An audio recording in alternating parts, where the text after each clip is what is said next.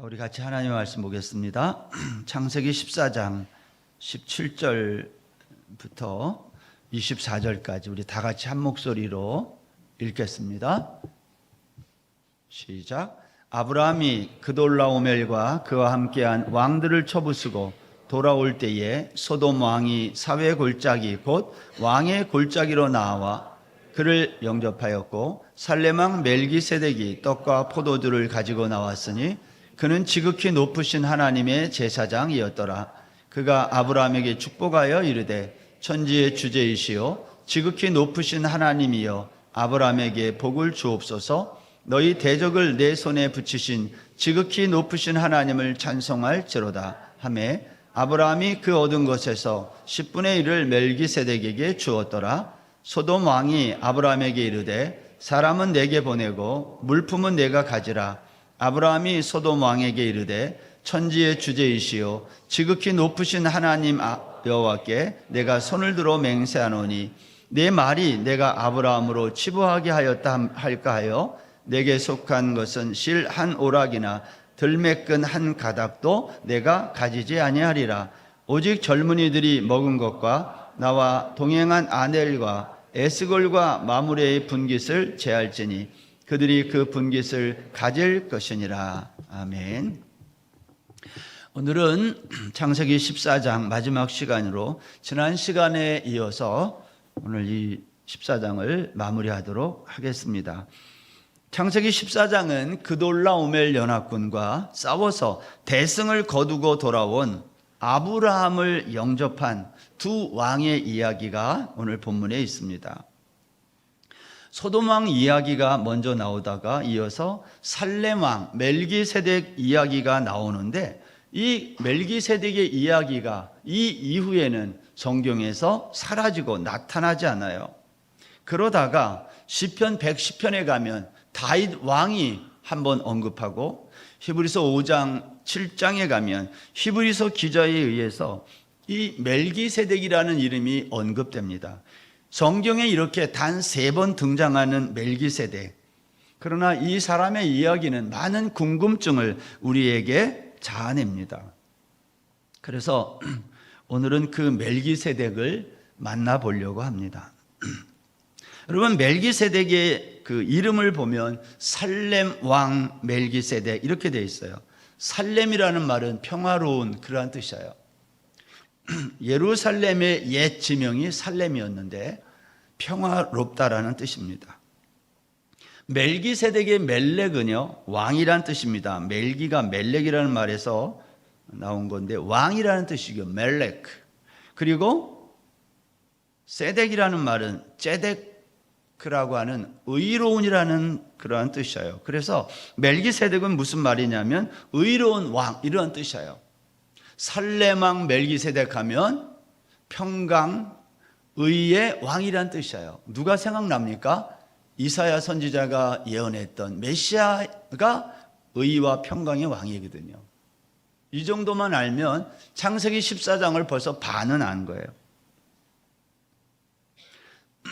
여러분, 이 멜기세덱은 이름이 그러할 뿐만 아니라 또 지극히 높으신 하나님의 제사장이다 그랬고 떡과 포도주를 가지고 나와서 아브라함을 환대합니다. 멜기세덱은 아브라함을 환대만 한 게 아니라 아브라함을 위해 축복하고 찬송까지 합니다. 이에 대해서 아브라함은 어떻게 반응했어요? 전쟁에서 승리하여 얻은 전리품의 10분의 1을 멜기세덱에게 바칩니다. 여러분, 당시에 전리품의 10분의 1을 멜기세덱 왕에게 줬다라는 말은요 전쟁을 이기게 한 신에게 보답하는 뜻입니다. 그 내용이 오늘 본문 18절부터 20절까지 기록되어 있어요. 한번 정리해서 읽겠습니다. 살렘 왕 멜기세덱이 떡과 포도주를 가지고 나왔으니 그는 지극히 높으신 하나님의 제사장이었더라.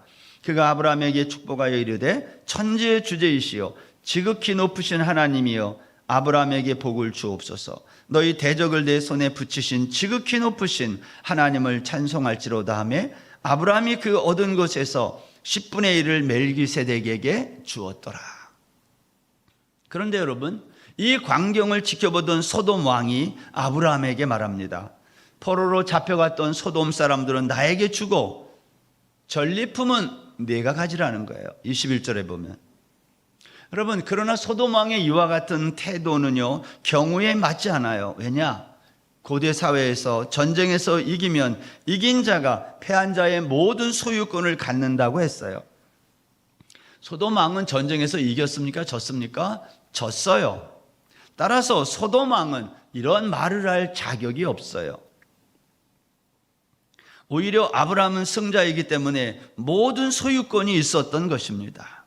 그런데 아무 자격이 없는 소돔 왕은 포로로 잡혀간 소돔 사람들은 나에게 주고 나머지 전리품은 당신이 취하라.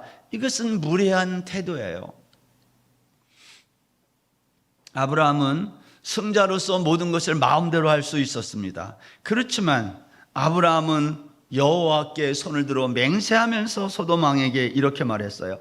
나는 당신의 소유 가운데에 실 한 오락이나 들매끈 한 가닥도, 들매끈은 신발끈입니다. 신 매는 거. 실 한 오락이나 들매끈 한 가닥도 가지지 않겠다 그래요. 왜냐? 내가 당신 때문에 부자가 되었다는 말을 듣지 않기 위함이라는 겁니다. 다만 나와 함께 전쟁에 참여했던 아넬과 에스골 형제, 이 마므레 사람들에게는 그 전리품 가운데 그들의 몫을 주라고 오늘 말하는 겁니다. 여러분, 아브라함은요, 이렇게 할 수도 있어요. 그 소돔 왕에게 나는 아무것도 갖지 않을 거다. 그러니 당신도 아무것도 갖지 말아라. 이렇게 말할 수 있었을 거예요. 왜냐? 나는 나고 당신은 왜 이런 말을 했는가? 아브라함은 사실 이런 말을 하지 않고 나는 나고 당신은 당신이기 때문에 아브라함은 사실은 이 장면에서 전혀 다르게 말할 수 있었다라는 거예요. 여러분, 내가 안 가질 테니까 너도 갖지 말아라. 소돔 왕에게 얼마든지 이렇게 말할 수 있었거든요. 근데 아브라함은 그렇게 하지 않았어요. 우리가 보통 신앙생활 할 때 내가 이렇게 하니까 당신도 이렇게 해야 돼. 이렇게 강요할 때가 많아요. 그렇죠, 여러분. 신앙생활 오래 하면 나도 집사고 너도 집사인데 나는 새벽에 나왔는데 당신은 왜 안 나와? 하면서 너도 나와야 돼. 이렇게 말하는 경우가 종종 있어요. 여러분, 있어요, 없어요? 그런 거 있어요. 아브라함이 얼마든지 그렇게 할 수 있었어요. 여기에서 나도 안 가질 테니까 너도 갖지 마라. 왜 전리품을 너는 받고 나는 안 받고 왜 이렇게 해야 돼? 아브라함이 그렇게 할 수 있었지만 아브라함이 그렇게 하지 않았다는 거예요. 여러분, 신앙생활은 어떻게 하는 것이 잘하는 거냐면 누군가에게 내가 하는 신앙생활을 요구하고 강요하는 것이 아니라 내가 하는 이 헌신을 누군가가 보고 자연스럽게 도전을 받을 때 나도 저렇게 하는 게 맞겠다. 그렇게 해서 자연스럽게 헌신이 일어나야 이게 건강한 신앙생활이에요. 저는 걱정되는 게 이제 내일부터 한 주간 새벽 기도 기간인데 미디어 금식도 하라고 그러지. 화요일 날 축구도 있는데 이거 어떡하라는 건가. 도대체 이 교회는 교회 옮겨버릴까 이럴 때 아주 한 주간만. 그런 생각이 들을 수 있거든요. 그럼 목사님만 하세요. 우리는 우리대로 할 테니까. 제가 그럴 때 왜 나만 해 억울하게. 여러분도 다 해야지. 제가 그런 의도가 전혀 없어요. 신앙생활은 강요에 의해서 하면 그건 아무것도 안 돼요. 어떻게 해야 돼요? 자연스러운 헌신이 일어나야 돼요. 마치 이런 거예요. 바울 사도가 1차 선교 여행 당시에, 제가 원고에다 2차라고 써 있는데 1차예요. 1차 선교 여행 당시에 루스드라에 갔을 때 유대인들에게 돌에 맞아 죽을 뻔했어요. 그래서 죽은 줄 알고 사람들이 성 밖으로 끌어냈는데 살아나가지고 바울이 어떻게 했다고 그래요? 도망가지 않고 다시 그 루스드라 성으로 들어가서 믿음이 연약한 그 성읍의 성도들을 격려하는 모습을 누가 봐요? 디모데가 봐요. 디모데가 그러한 바울을 보고 충격을 받고 도전을 받고 2차 전도 여행을 바울이 갔을 때에 디모데가 바울을 따라서 2차 선교 여행에 동참하게 됩니다. 하나님의 역사는 그렇게 하는 거예요. 누군가 하는 것을 보고 감동이 되고 헌신이 되며 도전이 되면 나도 그렇게 하게 되는 거예요. 여러분, 소돔왕은요, 멜기세덱이 아브라함에게 10분의 1을 받는 것을 보면서 자기도 받을 수 있다고 생각한 거예요. 그렇지만 소돔왕은 자신이 누구인지를 몰랐어요. 자신을 모르는 무지함의 결과, 오만함의 결과가 사람들은 나에게 돌리고 이 전리품은 네가 가지라, 이 말도 안 되는 이러한 말을 했다는 겁니다. 여러분, 창세기 14장은 읽으면 읽을수록 궁금한 내용이 참 많아요. 지난 시간에 살핀 것처럼 아브라함이 318명의 가신을 데리고 그돌라오멜이 이끄는 대군을 상대하여 승리한 이 말도 안 되는 이상한 승리. 그런데 여러분, 더 이상한 게 있어요. 그것이 오늘 본문인데요. 아브라함이 전쟁에서 이기고 돌아왔을 때 아브라함이 멜기세덱을 만나서 주고받은 것들이에요. 그게 뭐예요? 멜기세덱은 떡과 포도주를 가지고 아브라함을 환대했어요. 떡과 포도주. 아브라함은 전쟁에서 얻은 승리의 전리품 10분의 1을 멜기세덱에게 줬다는 거예요. 생각해 보세요. 떡과 포도주, 승리의 전리품 10분의 1. 여러분, 떡과 포도주 승리하면 생각나는 게 뭐예요? 이것은 예수님의 십자가가 생각나는 거예요. 다시 말하면 떡과 포도주와 전리품, 이 승리의 전리품, 이 모두는 예수님의 십자가를 연상시키는 그러한 표현들이라는 겁니다. 오늘 본문은 고대에서 일어난 단순한 패권 전쟁 이야기가 아니라는 거예요. 무슨 얘기일까요? 창세기 14장은 그것은 우리의 구원이 무엇인지를 설명하는 이야기라는 거예요. 318명으로 그돌라오멜이 이끄는 연합군을 이길 수 없어요. 그런데 이겼다는 거예요. 승리의 비결이 뭘까요? 우리는 이것을 지난 시간에 살펴본 건데 하나님의 전쟁이라는 겁니다. 마치 이런 거죠. 우리의 힘으로 죄와 사망을 이길 수 없는 것과 같아요. 아브라함이 318명으로 연합군을 이길 수 없어요. 이런 거예요. 우리가 우리의 힘과 우리의 능력으로 죄와 싸워 이길 수 없고 사망을 이길 수 없는 것과 똑같은 거예요. 지난주에 제가 수목금 2박 3일 짧은 일정이지만 푸놈펜에 있을 때 첫째 날 저녁에 한국에서 오신 동기 목사님 한 분이 특강을 하는데 그분이 처음에 나오자마자 제일 처음에 이런 말을 해요. 부족하고 연약한 것들을 지난 30년 동안 사용해 주신 하나님 감사합니다. 우리 총신 신대원 85회 동기들 중에 선교사들만 모인 거거든요. 해외에 있는 사람들. 근데 그 친구가 나와서 이렇게 말했어요. 부족하고 연약한 것들을, 제가 그 말을 듣는데 갑자기 제 마음이 찡했어요. 내가 그동안 이것을 잊어버렸구나. 부족하고 연약한 것들, 거기에 나도 들어가는데 하나님이 나같이 부족하고 연약한 것을 지난 30년 동안 사용해 주셨구나.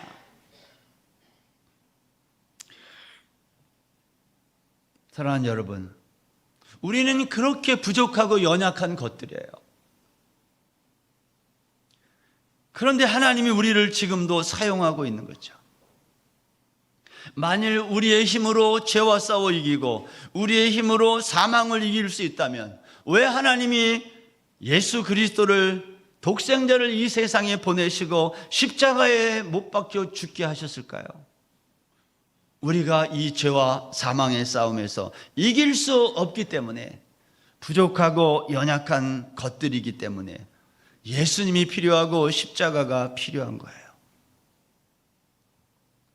이 세상에서 우리가 평생 싸워야 할 싸움은 우리의 힘으로는 이길 수 없는 죄와의 싸움이며 사망과의 전쟁이라는 것입니다. 사실 우리는 날마다의 이 영적 전쟁터에서 한 번도 죄와 사망과 싸워 이겨보지 못하고 늘 패배의 경험만을 쌓아가고 있어요. 여러분도 지난 한 주간 동안 여러분이 죄와 사망과 싸워 한 번이라도 이겨봤습니까? 죄를 이겨봤냐는 거예요, 우리가. 우리는 늘 죄에게 굴복하며 살지 않습니까? 그 죄에 패배한 그 경험이 쌓이고 쌓이다가 일주일 돼서 여기 또 나온 거예요. 근데 하나님이 우리에게 이렇게 말씀하시는 거예요. 이 전쟁을 내가 이기게 했다. 어떻게 이기게 했어요? 이 전쟁을 십자가에서 이기게 했다는 거예요. 여러분, 십자가 전쟁은 아브라함의 가신 318명이 그돌라오멜 이끄는 연합군을 이기는 것처럼 말이 안 되게 이기는 전쟁이 십자가 전쟁이에요. 분명히 십자가에 달려 죽었는데 그것을 승리했다고 노래 부르는 게 그리스도인 아니에요? 졌는데 이겼대요. 어떻게 이겼다고 그랬어요? 바울 사도가 고린도 전서 15장에서 이것을 너무 선명하게 얘기했어요. 십자가는 사망의 먹힘으로 사망을 이기는 전쟁이다. 내가 사망에 먹히면 내가 죽는 거잖아요. 그래서 십자가는 내가 죽어서 이기는 전쟁이에요. 그래서 우리가 그 얘기를 많이 해요. 그리스도인은 날마다 죽는다. 우리는 지난 한 주간도 세상에서 죄와 사망과 싸워 날마다 실패하고 그 실패한 경험을 다 쌓다가 이 자리에 나와서 우리가 어떻게 해서 이기는지를 배우는 거예요. 십자가를 통해. 아, 내가 사망에 먹히는 게 이기는 거구나. 날마다 내가 죽어야 되는 거구나. 그걸 믿는 게 예수 믿는 거잖아요. 여러분은 이것을 믿습니까? 창세기 14장은 그러한 점에서 우리의 구원이 뭔지를 설명하는 중요한 이야기를 증언하고 있어요. 그러면 오늘 본문은 우리의 구원을 어떻게 설명하고 있습니까? 멜기세덱은 살렘 왕이면서 하나님의 제사장이라 그랬어요. 여러분, 고대 사회에서 왕과 제사장은 겸직할 수 있는 자리가 아니에요. 왕은 힘으로 나라를 다스리는 직분이고 제사장은 제사를 드려 다스리는 직분이에요. 겸직이 안 돼요, 이게. 그런데 오늘 본문의 멜기세덱은 왕이면서 제사장이라고 해서 겸직을 했다는 거예요. 어떻게 이게 가능할까요? 히브리서 기자가 이것을 설명했어요. 히브리서 7장 1절부터 3절. 다 같이 한번 읽어볼까요? 이 부분 시작. 이 멜기세덱은 살렘 왕이요 지극히 높으신 하나님의 제사장이라. 여러 왕을 쳐서 죽이고 돌아오는 아브라함을 만나 복을 빈 자라. 아브라함이 모든 것의 10분의 1을 그에게 나누어 주니라. 그 이름을 해석하면 먼저는 의의 왕이요 그 다음은 살렘 왕이니 곧 평강의 왕이요 아버지도 없고 어머니도 없고 족보도 없고 시작한 날도 없고 생명의 끝도 없어 하나님의 아들과 닮아서 항상 제사장으로 있느니라. 멜기세덱은 아버지, 어머니, 족보, 시작한 날, 끝나는 날이 없는, 그래서 하나님의 아들과 닮아 항상 제사장으로 있다는 말이에요. 여러분, 출생도 없고 죽음도 없는 사람이 멜기세덱이에요. 이런 사람이 있을 수 있어요? 없어요. 그런데 왜 이렇게 말할까요? 존재할 수 없는 사람을 존재한다고 말해요. 왜 이렇게 말할까요? 그 이유는 창세기 14장이 멜기세덱에 관하여 여기까지만 말한다는 거예요. 설명하지 않아요. 성경이 침묵하는 거예요. 여기에 대해서. 그 랍비들의 성경 해석 원리 가운데 이런 게 있어요. 토라에 없는 것은 율법이죠. 토라는. 토라에 없는 것, 율법에 없는 것은 세상에 존재하지 않는다. 이 말의 의미는 율법이 없으면 세상에도 없다는 거예요.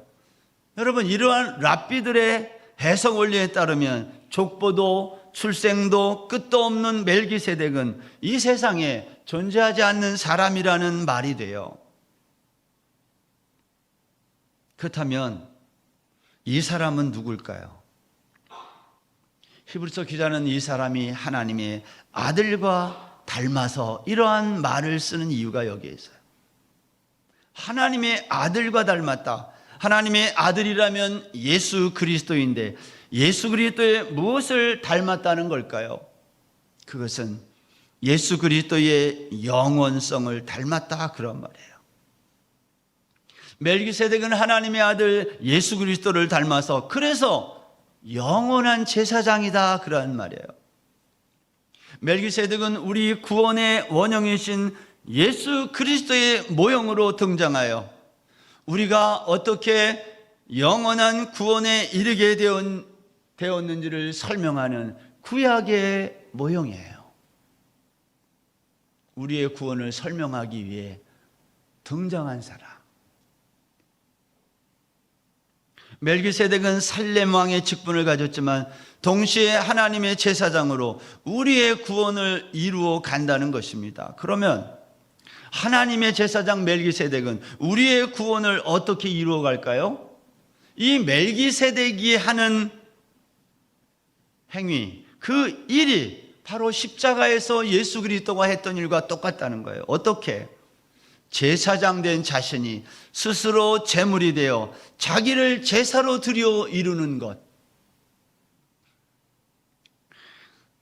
오늘 이 얘기 여러분이 잘 이해가 안 되면 설교를 몇 번 듣고 성경을 읽으면서 잘 여러분의 것으로 소화하실 수 있기를 바랍니다.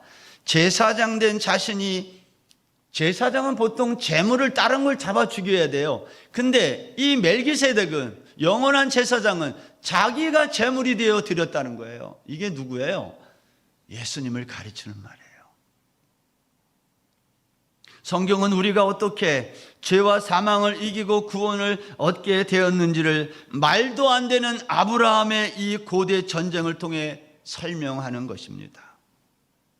아브라함이 이 전쟁에서 이겼다는 말은 예수님이 십자가에서 이겼다는 말과 똑같은데 어떻게 이겼는가? 말도 안 되게 이겼다는 거예요. 사망을 삼킴으로 사망을 이긴 전쟁.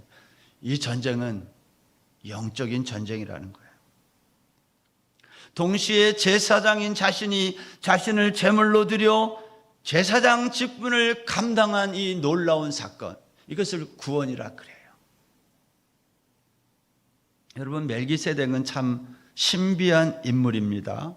오늘 본문에 보면 창세기 14장이 기록될 당시에, 이거 언제 기록됐을까요? 이게 모세가 가나안 땅 들어가기 전 모압 땅 평지에서 이걸 기록했잖아요.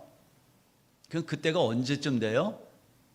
주전 1500년쯤 되는 거거든요. BC 1500년. 그때에 기록돼요. 그러고 있다가 언제 또 기록돼요?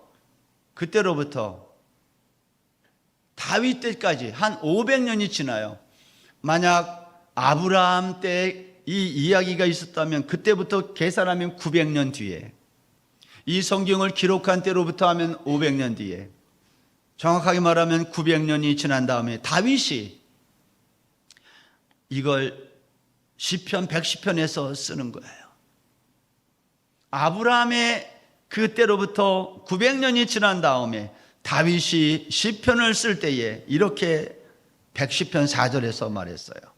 여호와는 맹세하고 변하지 아니하시리라 이르시기를 너는 멜기세덱의 서열을 따라 영원한 제사장이라 하셨도다. 아브라함이 창세기를 본 거예요. 900년 전의 사건을 기억하고 그 율법에 기록된 그 말씀을 기억하며 인용한 거예요. 멜기세덱, 너는 멜기세덱의 서열을 따라 영원한 제사장이라. 너가 누구겠어요? 시편 110편은요 영적 전쟁에서 승리한 것은 예수 그리스도다, 그것을 말하는 시편이거든요. 그러니까 예수님을 설명하면서 멜기세덱의 서열을 따라 영원한 제사장이 되신 예수 그리스도를 말하는 시다 그 말이에요. 다윗이 900년 전에 살한 멜기세덱의 이야기를 한 다음에 세 번째 성경에 기록된 게 뭐냐? 히브리서 기자가 히브리서 5장에 가면 이 다윗이 쓴 시편을 인용해 가지고 멜기세덱을 이렇게 정확하게 드러냈어요. 그것이 히브리서 5장 6절입니다. 보세요. 제가 읽어볼게요. 또한 이와 같이 다른 데서 말씀하시되 내가 영원히 멜기세덱의 반차를 따르는 제사장이라 하셨으니 그는 육체에 계실 때에 자기를 죽음에서 능히 구원하실 이에게 심한 통곡과 눈물과 간구와 소원을 올렸고 그의 경건하심으로 말미암아 들으심을 얻었느니라. 그가 아들이시면서도 받으신 고난으로 순종함을 배워서 온전하게 되셨은즉 자기에게 순종하는 모든 자에게 영원한 구원의 근원이 되시고 하나님께 멜기세덱의 반차를 따른 대제사장이라 칭하심을 받으셨느니라. 히브리서 기자는 창세기 14장에 있는 그 멜기세덱이 예수 그리스도라는 것을 이제 명확하게 밝히고 있는 거예요. 영원하지 못한 제사장들이라는 말이 있어요. 영원하지 못한 제사장. 이 사람들은 혈통적인 제사장들, 레위인들로 그들의 수요가 많지만 계속해서 죽기 때문에 그들의 직위, 제사장직이 영원하지 못하다, 그것을 말한 거예요. 그러나 멜기세덱의 반차 서열을 따르는 제사장직, 예수님의 제사장직은 영원하다는 거예요. 왜냐? 출생도 끝도 없으니까요. 창세기 14장은 예수님의 영원한 제사장직을 설명하기 위해 왕이면서 제사장 직분을 가진 멜기세덱을 역사 속에 등장시킨 거예요. 오늘 창세기 14장에서는 먼저 이것을 우리가 잘 정리해야 돼요. 멜기세덱은 누구냐? 우리의 구원을 설명하기 위해 역사 속에 등장시킨 한 인물이다.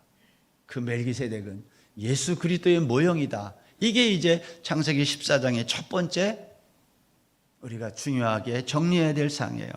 저는 이제 오늘 본문에서 여기까지 하고 그만하려고 그랬는데 다른 때도 할 기회가 없을 것 같아서 오늘 조금 내용이 이제 두 가지가 돼서 좀 길 수 있지만 두 번째 얘기를 하나 더 하려고 그래요. 그건 뭐냐? 오늘 20절 본문에 보면 아브라함이 멜기세덱에게 드린 10분의 1에 관한 이야기입니다. 이 10분의 1 하니까 11조잖아요.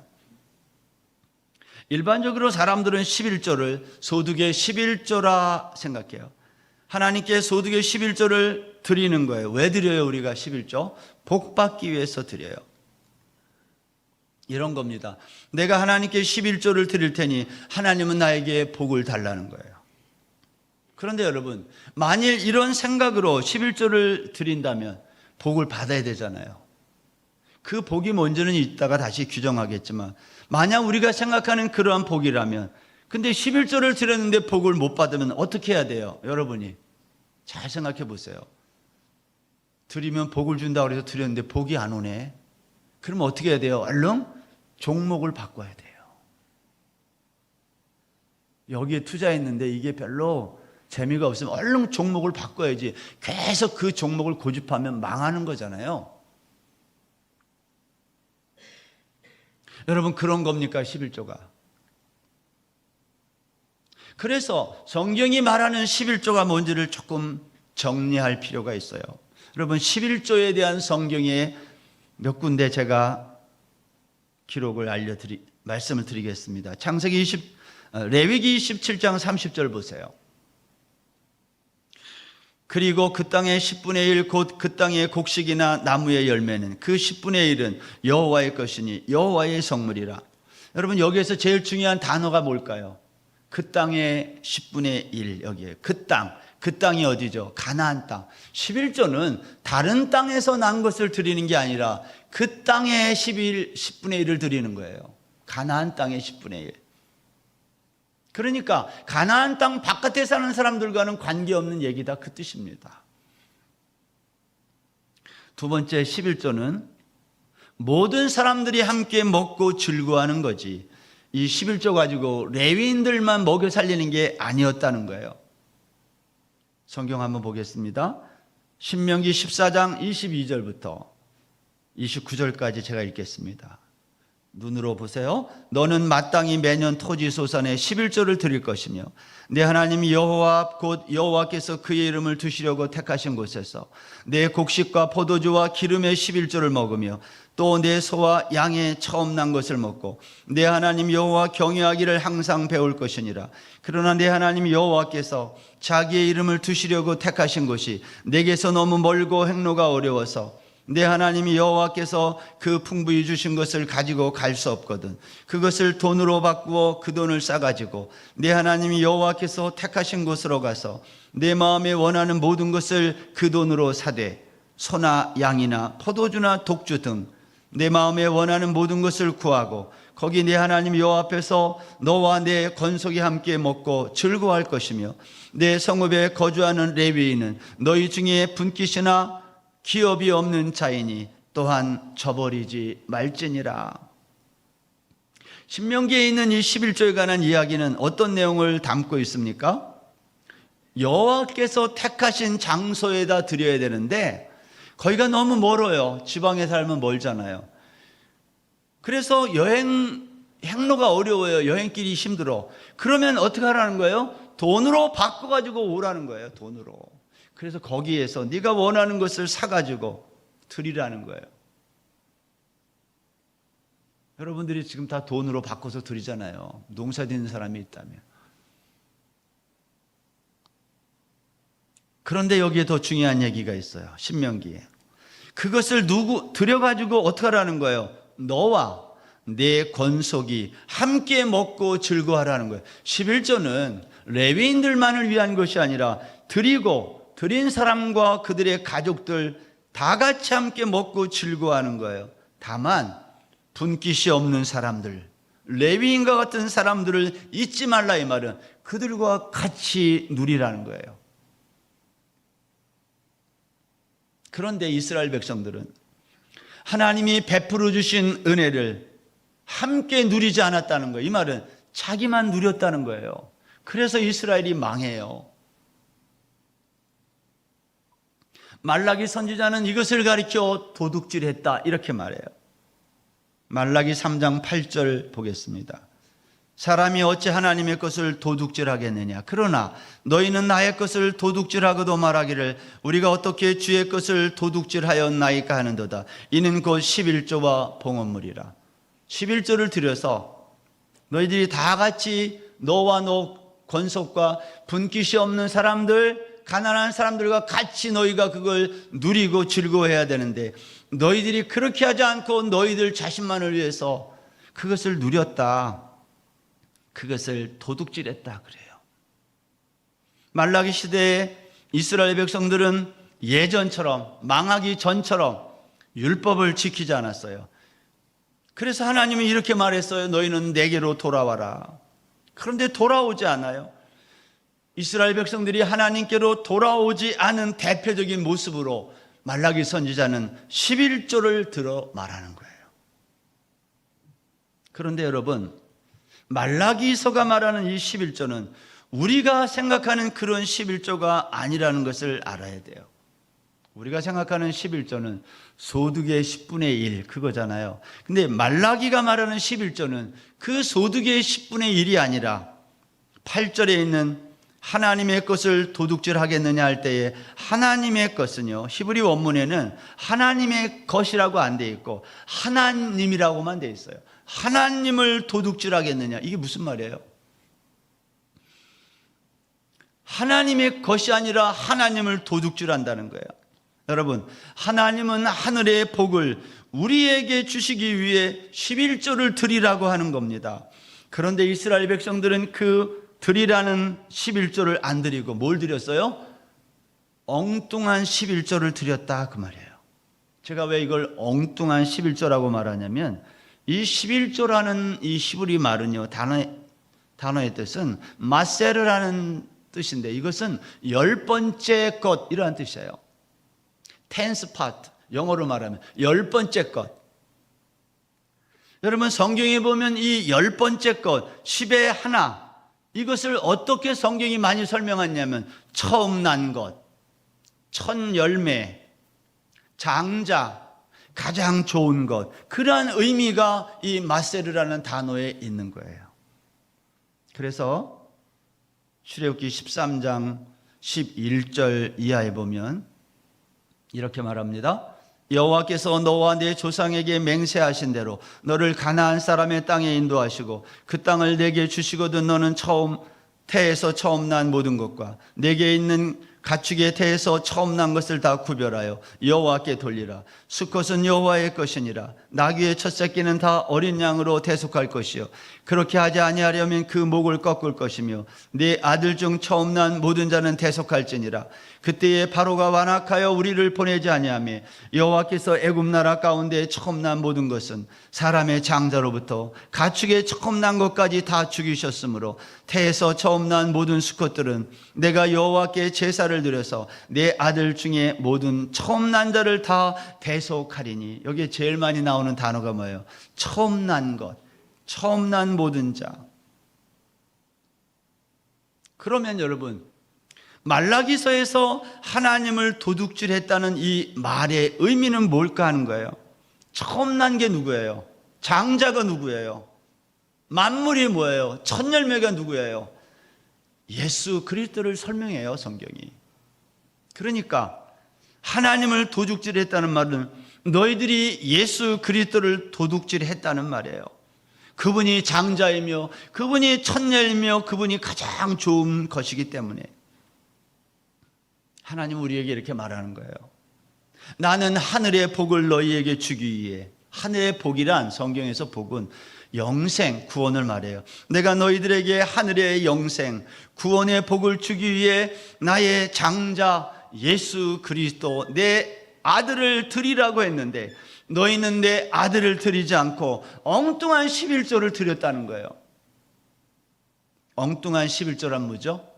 너희들이 이 세상에서 세상 사람들이 원하는 그 물질의 복을 받기 위해 드린 11조. 그래서 너희들이 11조를 드렸다가 안 드렸다가 종목을 바꾸지 않느냐는 거예요.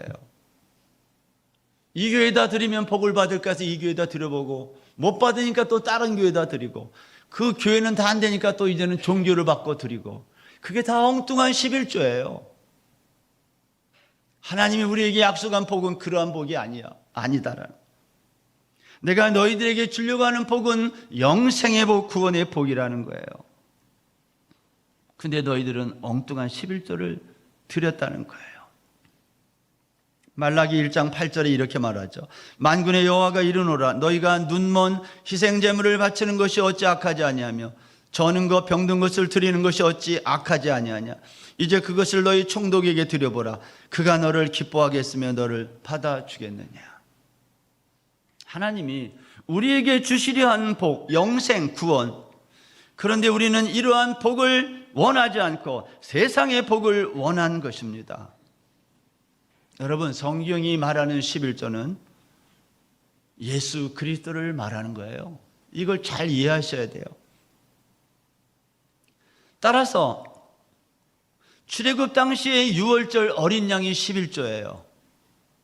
그리고 광야에 나와서 율법을 주시고 가나안 정착 생활을 할 때 하나님이 11조를 무엇을 가르쳐 말했어요. 레위 지파가 그때부터는 11조예요. 그래서 레위 지파는 분깃이 없이 하나님께 드려진 지파이기 때문에 레위 지파가 11조 역할을 하는 거예요. 이제 우리가 예수 그리스도라는 11조를 하나님께 드리면 하나님은 우리에게 영생의 복을 주시겠다는 거예요.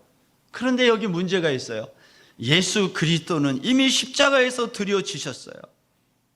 그러면 우리는 무슨 11조를 드려야 돼요? 우리는 11조를 드릴 예수님이 지금 안 계시잖아요. 그럼 우리는 뭘 드려야 돼요?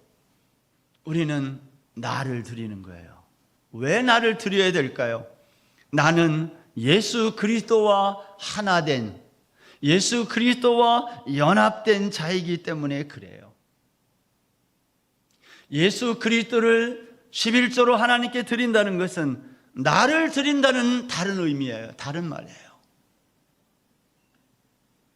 11조는 하나님이 은혜로 주신 것 가운데 10의 하나는 드리고 나머지 10의 9는 내 마음대로 쓰라고 준 것이 아니라 11조는 예수님을 드리는 건데, 우리는 그 예수님을 드릴 수 없으니까 그 예수님과 연합된 나를 주님께 드리면 그게 11조예요. 여러분을 드리세요.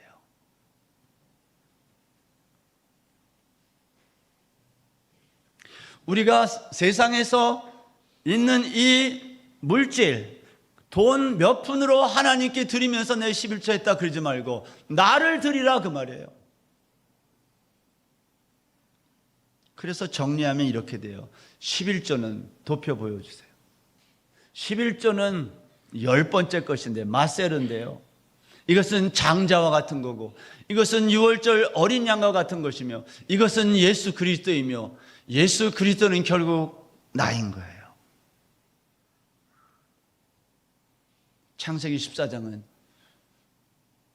하나님의 구원이 우리에게 어떻게 임하는지를 멜기세덱을 통해 설명한 내용입니다. 살렘 왕이며 하나님의 제사장인 멜기세덱이 아브라함을 축복하고 아브라함은 11조를 그에게 드린 이 이야기 모두는 우리가 어떻게 구원받는지, 그리고 구원받은 우리는 어떻게 살아야 하는지를 설명하는 중요한 얘기예요. 내일부터 고난주간 특별 새벽 기도의 한 주간이 시작됩니다. 저는 이번 한 주간 동안 4000년 전에 멜기세덱을 만나고 2000년 전에 십자가에 달리신 예수님을 만나는 그러한 복된 기간이 되기를 소망합니다. 태국 한인교회 성도 모두가 하나님 앞에 물질의 11조가 진정한 의미의 11조가 아니라 나를 드리는 거예요. 나를 드리는데 물질 몇 푼을 드리는 게 무슨 의미가 있어요? 그건 11조가 아닌 거예요. 여러분을 드리세요. 여러분의 시간을 드리고 여러분이 가진 모든 것을 드리세요. 그것이 영생이며 구원이에요. 부활절을 앞두고 우리 모든 성도님들에게 이 놀라운 하나님의 구원의 역사가 경험되어지는 복된 한 주간 되시기를 주의 이름으로 축원합니다.